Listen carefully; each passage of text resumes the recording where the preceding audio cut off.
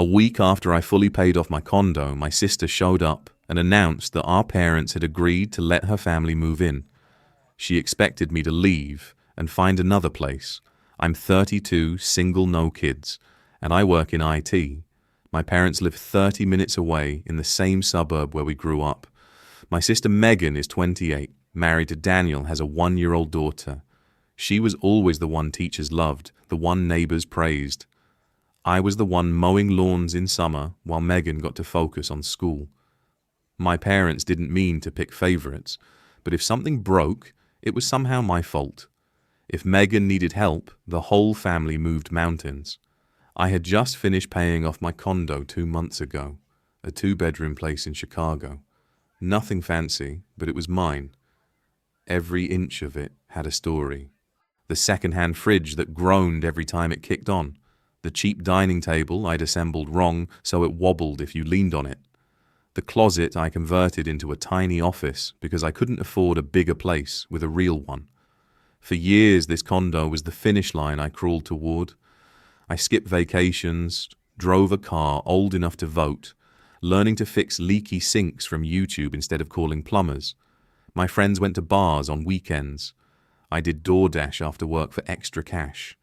And when the bank sent that letter saying mortgage paid in full, I stuck it on my fridge with a dumb magnet shaped like a cow. It felt like the biggest win of my life.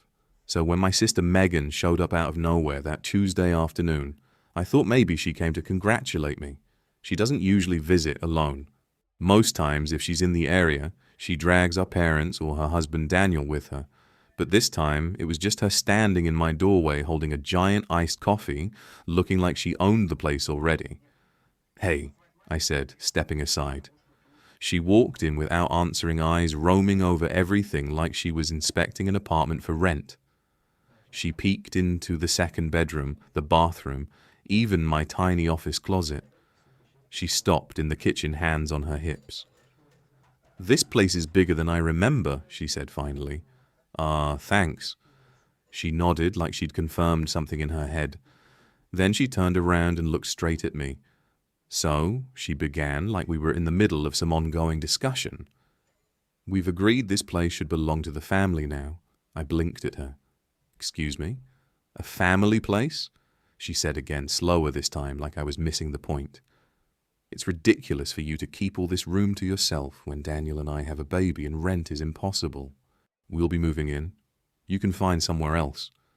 She said it casually, like announcing the weather. I laughed because what else do you do when someone says something insane? But Megan didn't laugh back. She crossed her arms and raised her eyebrows like I was the one being weird. "Wait, you're serious?" I asked. "Of course," she said. "Mom and Dad agree. It's the best thing for everyone. It's not like you need all this room. It's just you." I looked around my little condo like maybe she saw some secret ballroom I didn't know about. "You're joking, right? You don't just decide you're moving into my place." Megan rolled her eyes. "Don't be dramatic. It's a family home now. You'll understand once you have kids." That part made me laugh harder. "Megan, this isn't a family home. I bought it. I paid for it. It's mine." She waved her hand like that was a minor detail. "Yeah, but come on. It's not fair for you to keep it when we need the space more.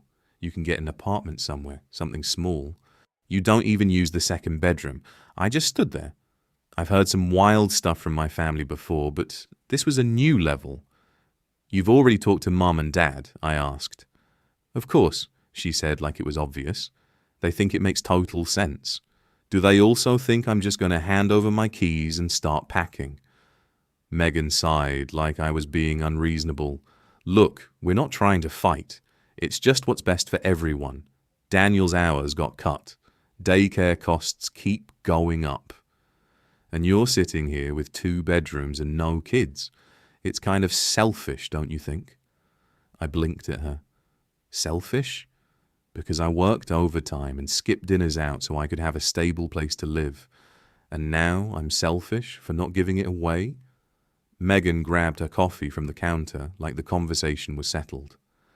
"We'll need to move in by the end of next month. Gives you time to find somewhere." She was already heading for the door before I even answered. "Megan, I said, finally catching up to what just happened. "You're not moving in here." She paused with her hand on the doorknob and gave me the smile. "The kind people use when they think you'll come around eventually." "We've already talked to Mum and Dad," she repeated. And then she left. I stood in the middle of my living room staring at the door after it shut. The fridge kicked on behind me, making that familiar groan. I looked over at the mortgage letter still hanging there under the cow magnet. For a moment I wondered if I had imagined the whole conversation, but Megan was serious, and apparently my parents were too. I was not angry yet, just unsettled, like the floor had shifted under me a little.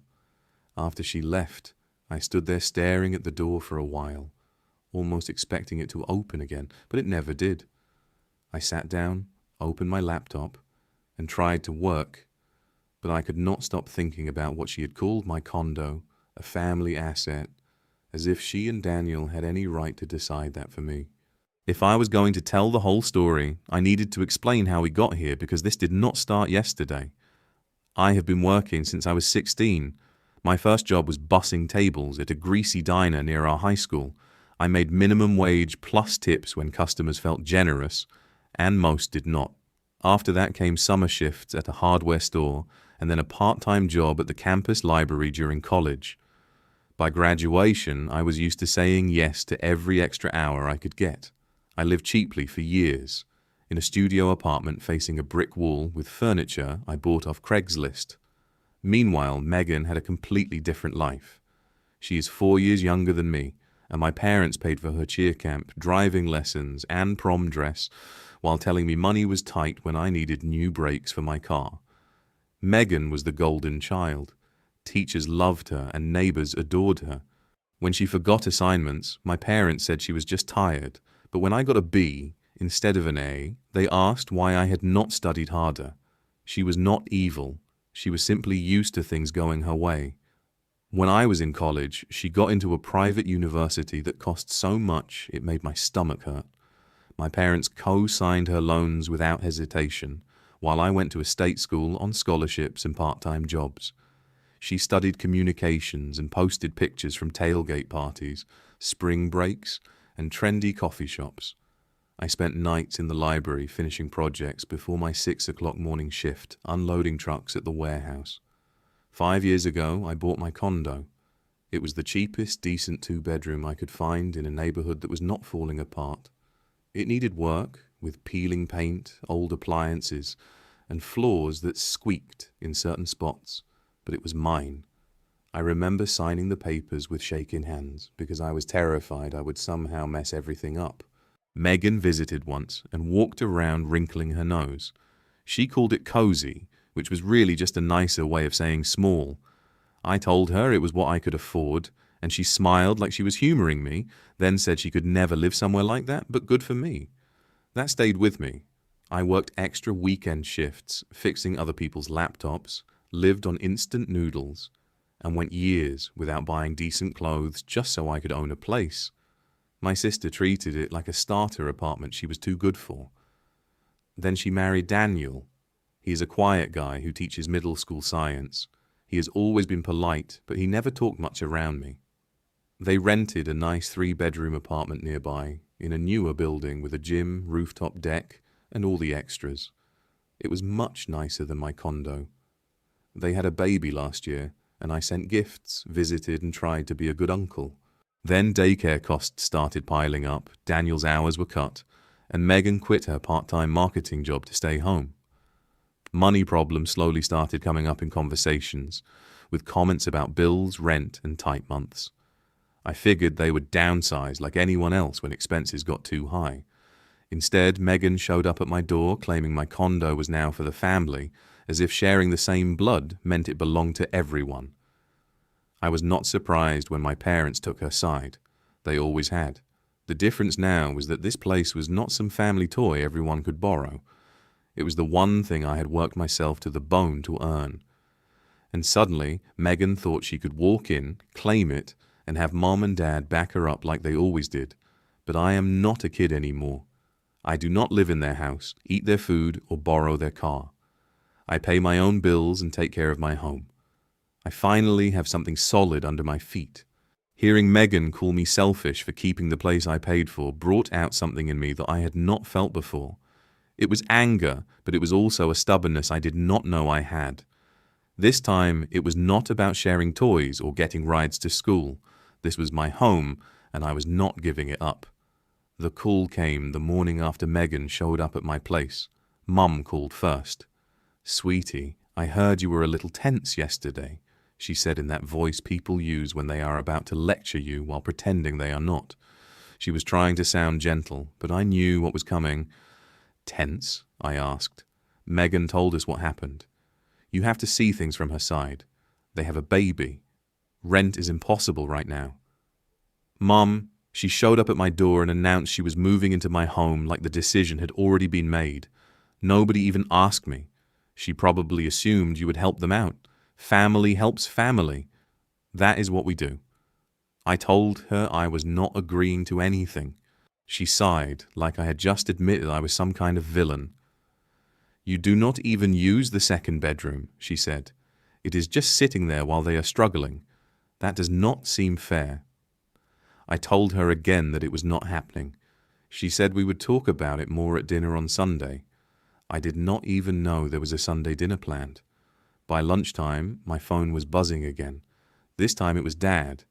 He gave me basically the same speech, but his tone was more disappointed, like I had broken some important family rule. He talked about stepping up and looking at the bigger picture. I reminded him that I was not the one asking someone else to give up their home. He told me not to be dramatic. Then I got a text from an aunt I had not seen in more than a year. "Honey, they just need a break. You can get another place later," as if people just keep extra condos available for emergencies. That evening, Megan sent me another long message. She said this would only be temporary and that it was for the good of the family. She attached a spreadsheet Daniel had made showing how much money they could save by moving into my condo. The rent was listed as 0. Utilities were cut in half. And somehow there was nothing for homeowners association fees or repairs, like the place somehow took care of itself. I did not reply. Instead, I checked the apartment complex's public website and looked at the standard lease terms. Early termination meant paying 3 months of rent. My eyebrows went up. So this was not only about needing more space, they were trying to avoid a huge bill. A couple of hours later, I called my friend Jason, who works at the front desk of a local real estate office. I asked him some general questions about rental applications, recent denials, and things like that.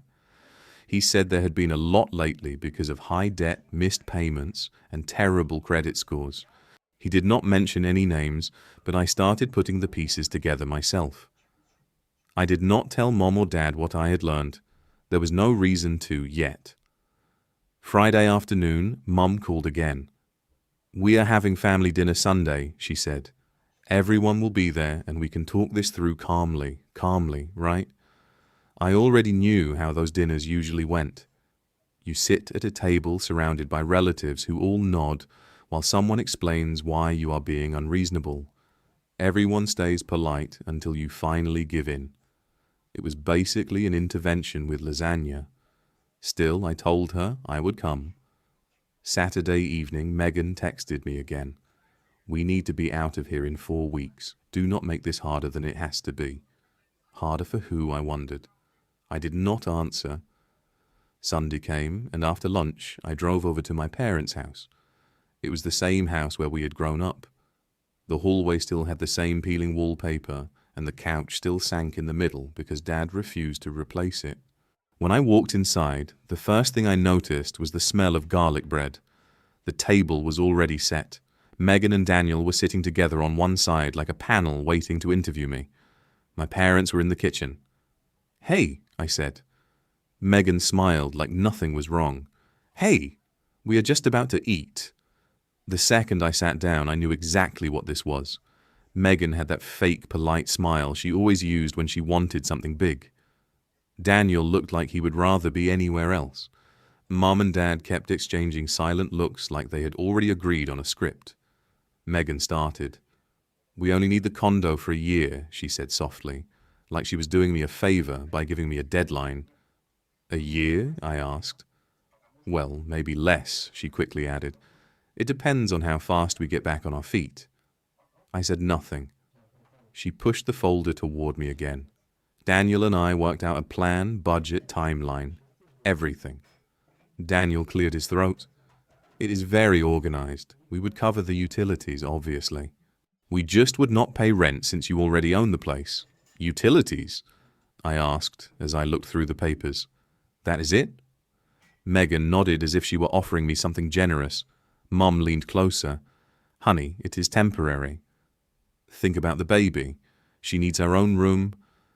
I looked at Megan. "You already rent a 3-bedroom place." "It is too expensive," she said simply. "Then get a smaller place." I could tell she hated that answer. Her mouth tightened. "Why should we uproot everything when you have an empty room just sitting there?" I stared at her. "Because it is my home." Dad sighed and put down his fork like he was about to give me some great piece of wisdom. "This is about family working together. You have the space. They have the need." "It is common sense." I pointed at the papers in front of me. "You wrote all of this like I had already agreed. Did anyone actually think to ask me first?" Nobody answered. Megan finally spoke. "We figured you would be reasonable once you saw the numbers." I turned to the budget page again. There were no homeowners association fees, no repair costs. Utilities were cut in half for no real reason, and rent was listed as 0. I closed the folder and pushed it back toward her. Not happening. Her smile finally cracked. "Why not?" "You do not even use the 2nd bedroom." She said it was just sitting there while they were drowning in bills, and her voice started getting louder. "You have extra space you do not need. It is selfish." There it was again. That word, selfish. Like the years I spent working double shifts, eating instant noodles and skipping vacations just so I could afford this place meant nothing. I leaned back and told her I had looked at their lease. Megan froze and asked what I meant. I told her the lease was public and that breaking it early meant 3 months of rent. Then I said that was what this was really about. Daniel shifted uncomfortably while Megan's face turned red. "That is none of your business," she snapped. "You are making it my business," I said calmly. "You want to move into my home so you can avoid the penalty on yours. Just be honest about it." Mum frowned and asked if that was true. Megan looked at me like I had betrayed her and said they just needed a fresh start and wanted to know why I was making everything so difficult. "Because you showed up and announced you were moving in like I had no say," I told her. "You are acting like all the years I worked for this place do not matter, just because you want an easy way out." Daniel finally spoke and said they were only trying to find a solution that worked for everyone. "For everyone, or just for you two?" I asked. He had nothing to say. Megan turned to Mum and practically begged her to tell me it made sense. Mum hesitated before reminding me that they had a baby to think about.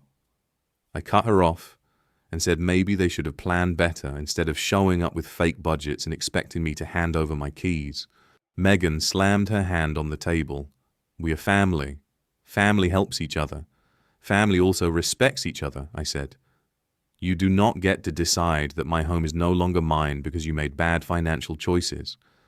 Dad finally stepped in and told everyone to calm down. I stood up and said no. You were all sitting there trying to guilt me into giving up the one thing I had worked so hard for, and I was not going to do it.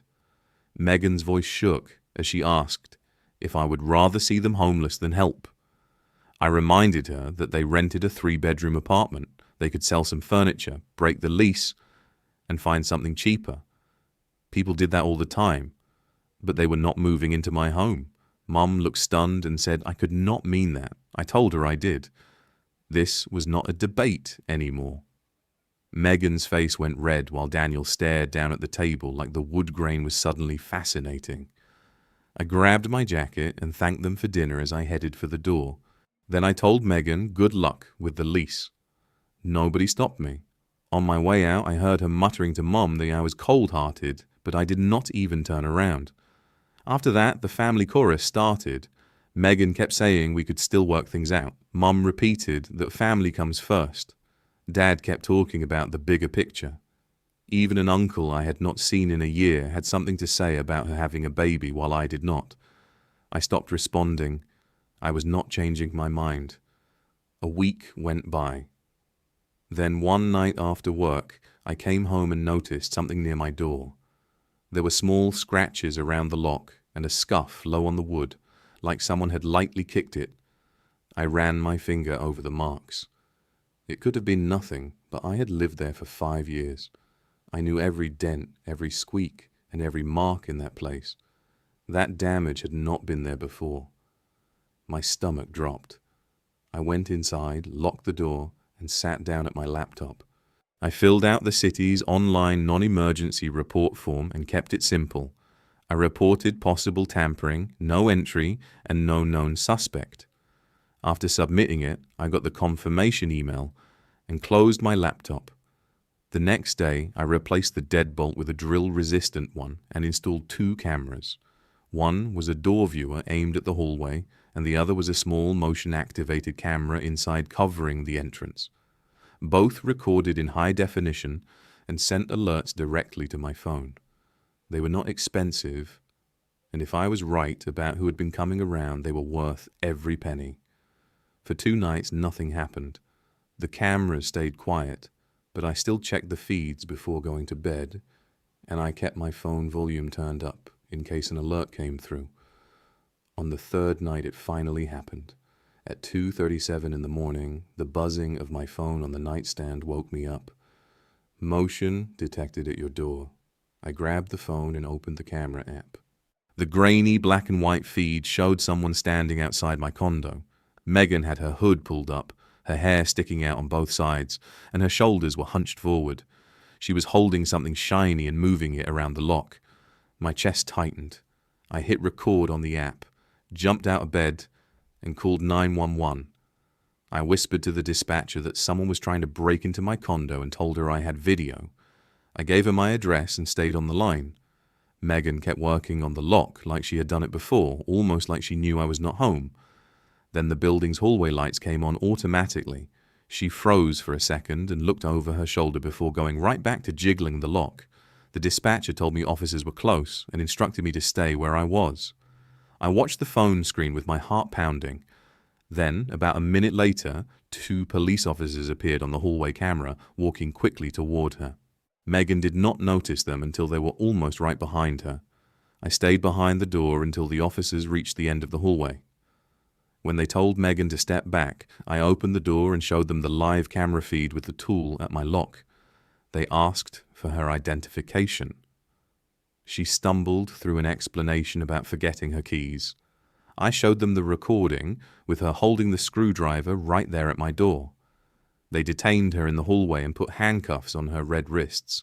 I was not smug, and I was not even angry. I was just exhausted and shaky, like my body had not caught up with everything that had happened.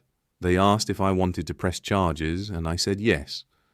One officer stayed behind to take my statement while the other walked Megan down the hall. About 5 minutes later, Daniel showed up with messy hair and sweatpants, looking like he had run all the way there. He asked what was going on. I told him she had tried to break in. Daniel looked at the officer and then at me and said it was a misunderstanding that she had a spare key from before. I told him I had never given her a spare. He said she thought she still had one. I told him she did not. Daniel rubbed his face and stopped arguing. He muttered something about calling a lawyer, then followed the officers out.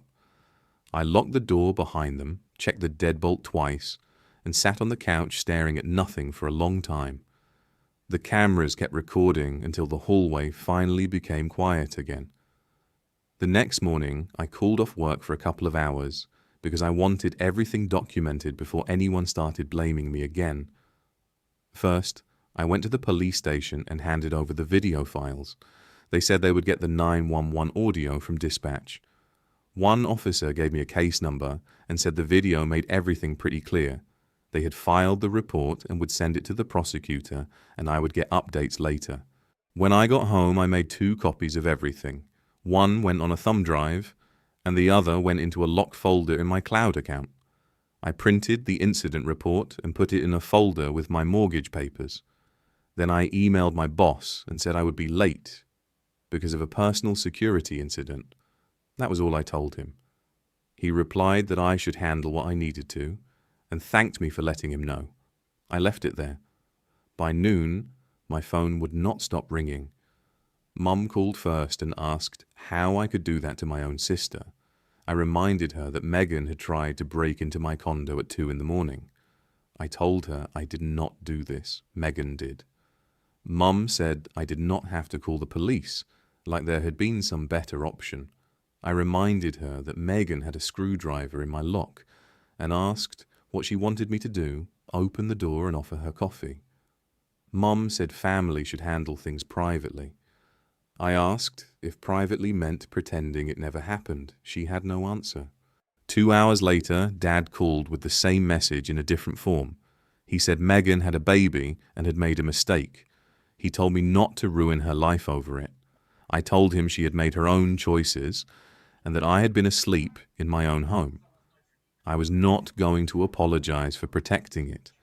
He muttered that I was cold, and I hung up before I said something I would regret. By that evening, my aunt texted me saying Megan did not mean it and asking me to drop the charges. I ignored her. 2 days later, a neighbor mentioned an old fraud case involving Megan. I checked the court records and found a deferred sentence and probation from 5 years earlier. She had completed the probation and paid the fine, and the new arrest did not violate active probation, but it meant another conviction on top of the old case. I did not post about it or tell the family. I did not make a big rant online. I simply answered the prosecutor's questions, sent the video when they requested it, and kept everything professional. Megan's case moved quickly. She was charged with misdemeanors related to the attempted break-in, and the previous case did not help her. She pleaded guilty to avoid making things worse.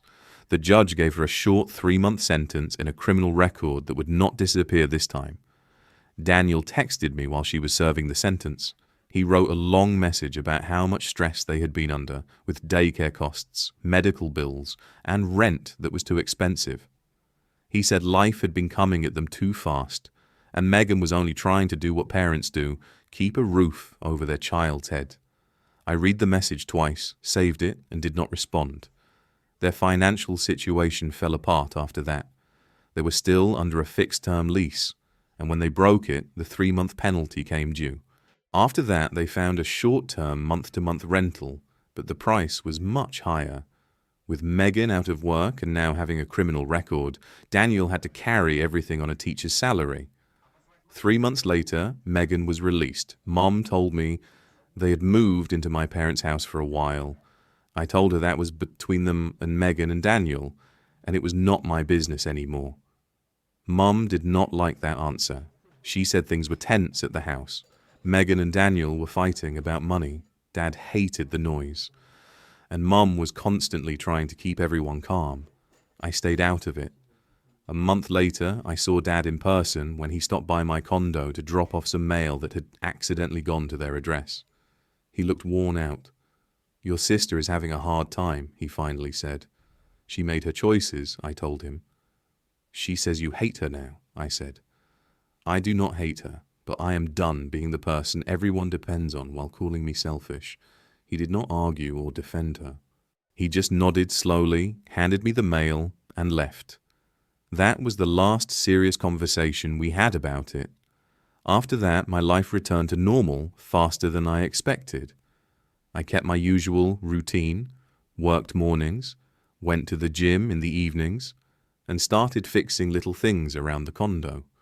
One Saturday, I repaired the sticky window in my living room and finally painted the patchy hallway wall with cheap rollers and way too much blue tape. They were small projects I had been putting off for years. Later, Mom told me Megan wanted to clear the air. My first thought was that she wanted to yell at me. My second was that she probably wanted something again. I did not contact her. Instead, I mailed them one thing, a framed picture of my front door with the new lock installed.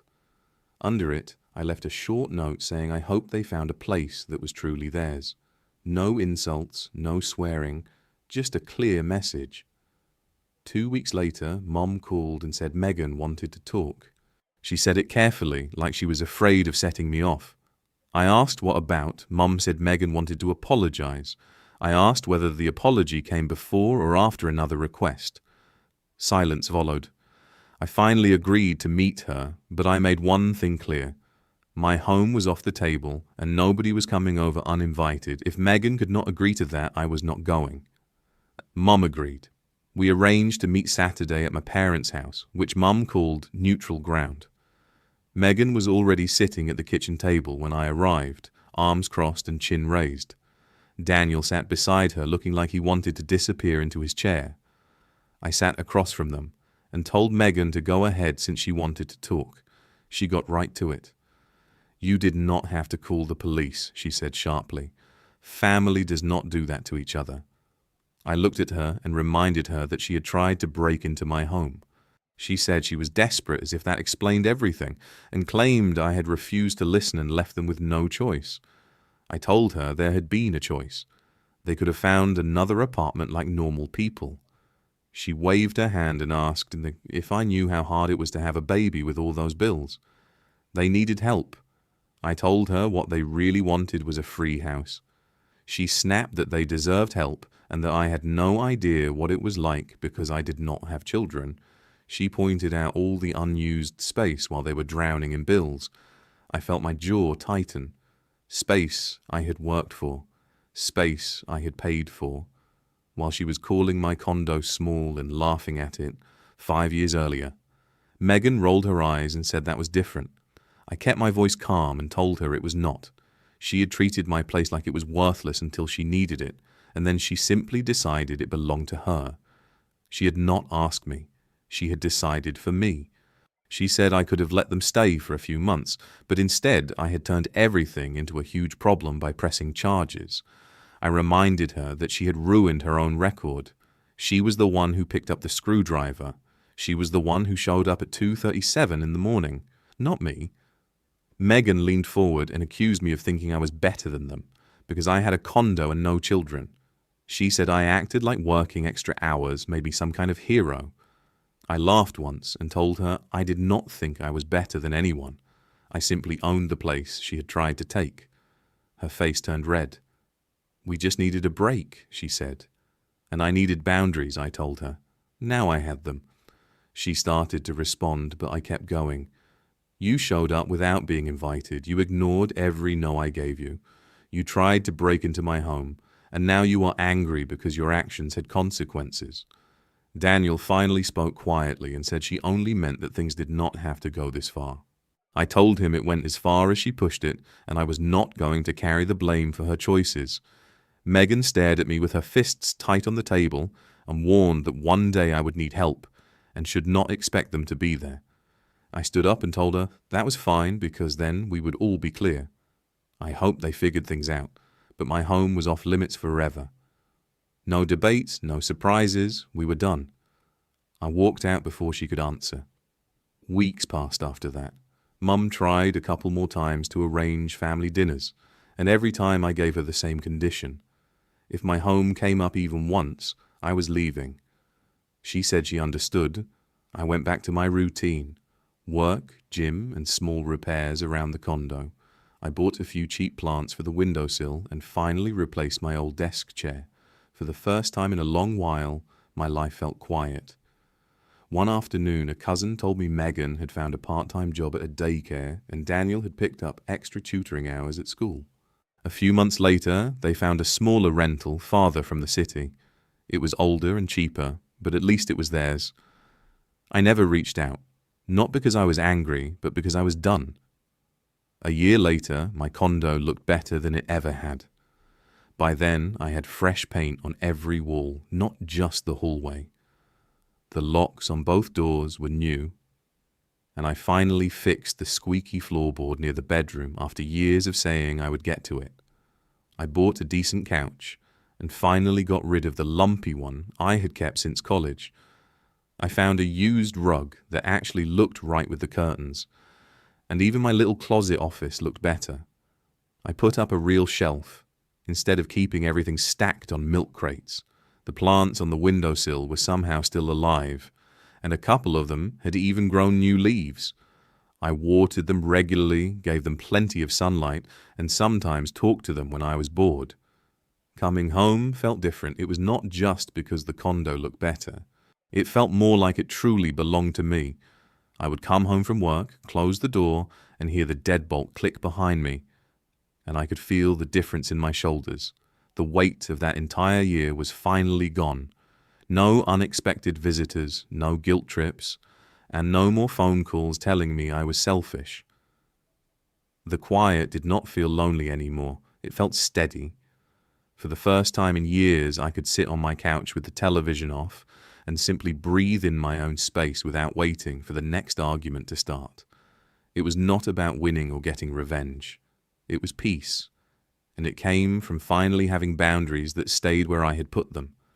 For me, that was enough.